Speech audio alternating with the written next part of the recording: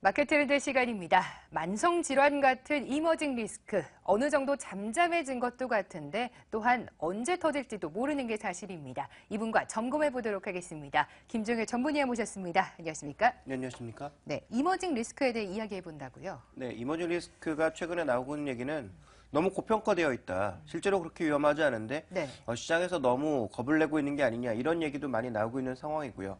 또 그렇지 않다. 이머징 위기는 여전히 진행 중이기 때문에 언제든지 터질 수 있다라는 그런 소수 의견도 있습니다. 대다수 의견이 맞는 것인지 네. 아니면 소수 의견도 조금 우리가 기울여 볼 필요가 있는 것인지 오늘 이 시간을 통해서 확인해 보고자 합니다. 네, 이머징 리스크라고 하면은 최근에 어느 정도 잠잠해진 것도 같은데 풍선 우려라고 제목을 주셨습니다. 그런 만큼 언제 터질지 모른다는 얘기겠죠?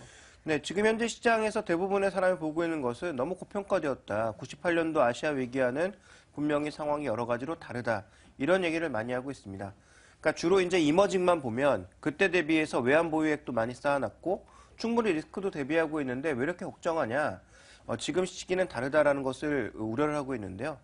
역으로 이렇게 질문해 볼 수도 있는 거죠. 그때는 선진국 경기가 정말 좋았거든요. 근데 지금 과연 선진국 경기가 그만큼 좋은가도 되돌아볼 필요가 있는 거죠. 그러니까 그때는 아시아 외환위기에도 불구하고 선진국 경기가 워낙 좋았기 때문에 선진국에서 모든 것을 흡수해 줄 수 있었지만 지금은 그런 시기가 아니라는 점도 염두에 둔다면 어느 정도의 리스크를 우리가 인지하는 것은 반드시 필요하다. 그래서 너무 겁을 먹을 필요 없지만 그렇다고 해서 대부분의 전문가가 얘기하는 것처럼 긍정적으로만 생각하기에는 분명히 구조적인 문제가 있다 이렇게 봐야 될 것 같은데요. 네. 첫 번째로 준비된 그림을 보시면 여러 가지 지표들, 우리가 뭐 CDS 같은 단순한 지표뿐만 아니라 정치적인 변수까지 고려한 네. 14개의 위험 국가들의 전체적인 위험 지표들을 살펴보실 필요가 있는데요. 지금 하늘색으로 표시되고 있는 부분들은 모두 위험하다는 뜻입니다. 지금 표시되고 있는 부분이 상당히 많고요. 모두 지금 위험 국가로 표시되어 있는 국가들, 뭐 남아공이나 브라질, 터키, 태국, 아르헨티나 이런 국가들은 지금 6가지 요소 중에서 거의 5개 이상씩이 모두 포함되어 있죠. 각각의 요소를 살펴보면 경제 성장률은 과거 5년 대비해서 모두 낮아졌고요. 경상수지도 대부분 마이너스 보여주고 있고 수출 비율 중에 원자재 비중도 굉장히 높은 상황이고요.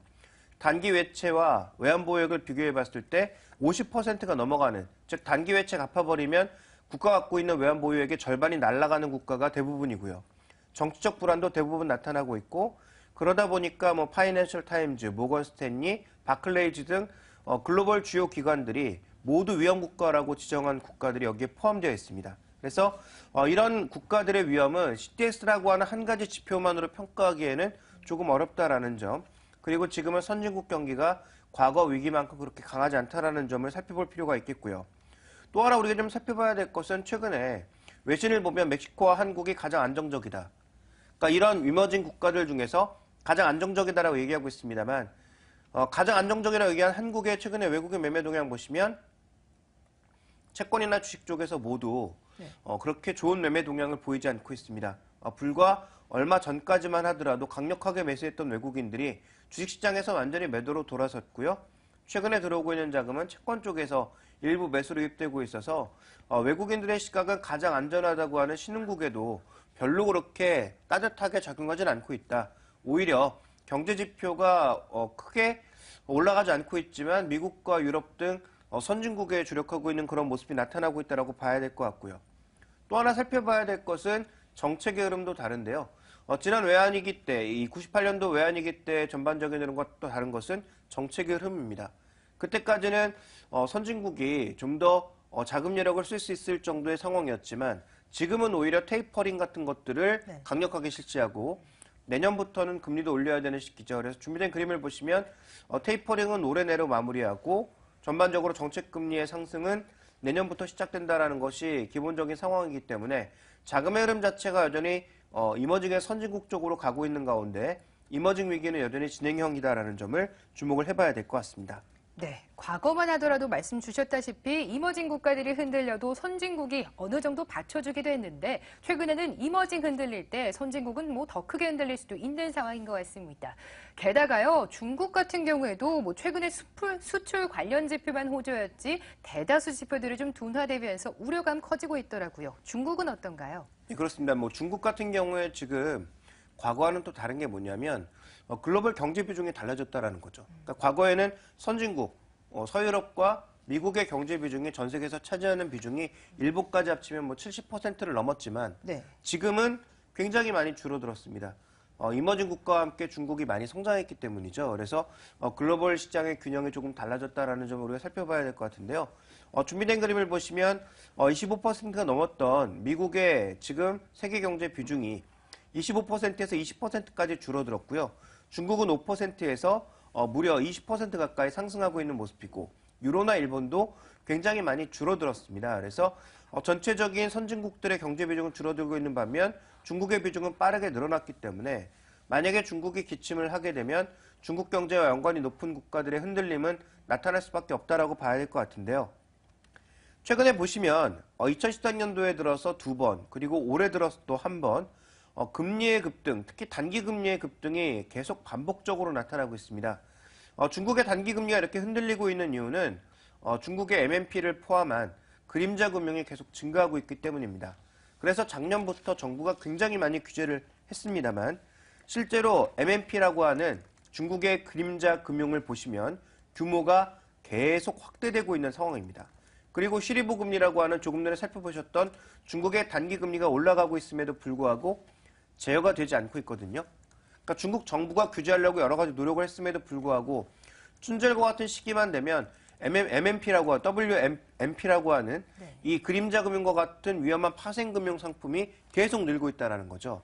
이걸 근거로 해서 대출도 계속 해주고 있고요. 그럼 대출 받아간 기업이 만약에 부도를 내거나 대출금을 못 갚으면 이 상품은 그대로 부도날 수밖에 없는 상황이기 때문에 모두가 부실하다라고 볼 수는 없지만 어쨌든 상당히 위험 상품들이 늘고 있다는 관점에서 중국 같은 경우에는 금융시장의 불안으로 인한 실물시장의 불안 가능성은 여전히 있는 상황이고요. 최근에 외신 쪽에서도 외신에서도 이제 이준 앵커가 전해 주었습니다만 네. 이 부분을 계속 지적하고 있습니다. 그래서 이와 관련된 부담감이 중국 쪽에서는 여전히 남아있다라고 봐야 될 것 같습니다. 네, 아무래도 중국도 금융시장의 불안감이 실물시장의 불안감까지로 커지지 않을까 많이들 좀 우려감 나타내주고 있는 가운데 고래 싸움에 새우등 터진다고요. 한국은 좀 더 위축될 수밖에 없는 상황인 것 같습니다. 국내 영향은 어떤가요? 일단 국내 영향을 보시면 여러 세계 금융기관이라든지 신용평가기관이라든지 얘기하고 있지 않습니까? 한국은 그래도 안전하다. 그 근거가 뭐냐면 한국의 외환보유액이 과거 대비해서 충분히 쌓아두었다라는 점을 강조해주고 있는데요. 그렇지만 이제 준비된 그림을 보시면 외국인들의 단기 투자 자금이 여전히 높은 수준입니다. 그래서 외환보유액이 단기 투자 자금보다 높은 것은 분명히 긍정적이지만 또 외국인들이 단기 자금을 전부 빼나가진 않겠지만 현재처럼 정책적으로 유럽과 미국이 자금을 회수해 나가는 과정에서 단기 자금들이 유출되는 모습을 보여준다면 우리의 외환보유액이 이거보다 충분히 많다라고 하더라도 단기 금융시장의 변동성, 특히 환율시장의 변동성이 나타날 가능성은 여전히 조금은 있다라고 봐야 될 것 같고요. 그러니까 이것만으로 우리가 안전하다라고 보긴 어려울 것 같고요. 그 다음에 한국의 수출 비중이 선진국의 40%의 비중을 가지고 있습니다만 나머지 기타 신흥국과 중국에 가지고 있는 비중도 선진국과 비교해 봤을 때 오히려 더 많아졌다라는 거죠. 이제는 45%가 넘어가고 있기 때문에 선진국 경기만 좋아서는 안 된다라는 것입니다. 그래서 아까 언급드렸던 것처럼 위험 국가들이 흔들리거나 중국이 흔들릴 경우에는 한국이 받을 수 있는 실물 타격은 충분히 존재한다라는 관점으로 봐야 될 것 같고요. 최근에 외국 신용평가기관들이 국내 주요 기업들의 신용등급을 계속 낮춰잡고 있죠. 첫 번째 타겟은 포스코였는데 최근 타겟은 또 LG전자가 되고 있습니다. 그러니까 그런 부분들을 살펴봤을 때 외국인들의 자금이 결국은 지수 전체보다는 일부 종목에 쏠릴 가능성이 있고요. 또 오늘 지난 주말에 나왔던 외신 꼭지를 하나 보면 헤지펀드가 늘고 있고 헤지펀드가 아시아 쪽에 투자하고 있다. 이런 얘기가 나왔거든요.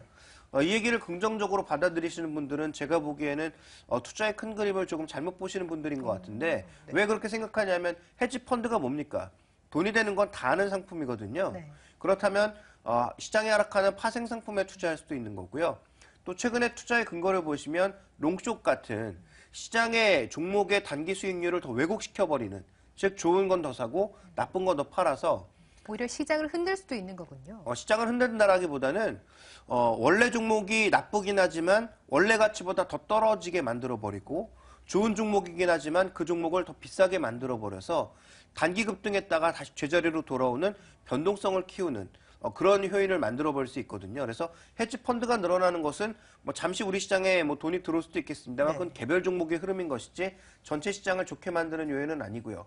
여전히 전체 펀드 동향은 선진국을 향해 있다라는 관점에서 글로벌 증시 동향에 대한 충분한 우리가 이 조사의 관점으로 가져가면서 시장에 대한 대응 관점도 외국인들이 속해 있는 지수보다는 종목 쪽에 무게를 두셔야 될 것 같습니다. 네, 알겠습니다. 아무래도 이머징 위험국들이나 중국이 흔들릴 때 한국은 영향을 받을 수밖에 없습니다. 그렇기 때문에 환율 시장의 변동성이나 자금 동향도 꼼꼼히 챙겨 보셔야 될 것 같고요. 아무래도 지수보다는 종목 쪽에 좀 더 압축을 해봐야 될 것 같습니다. 마켓 트렌드 김종효 전문위원과 함께했습니다. 고맙습니다.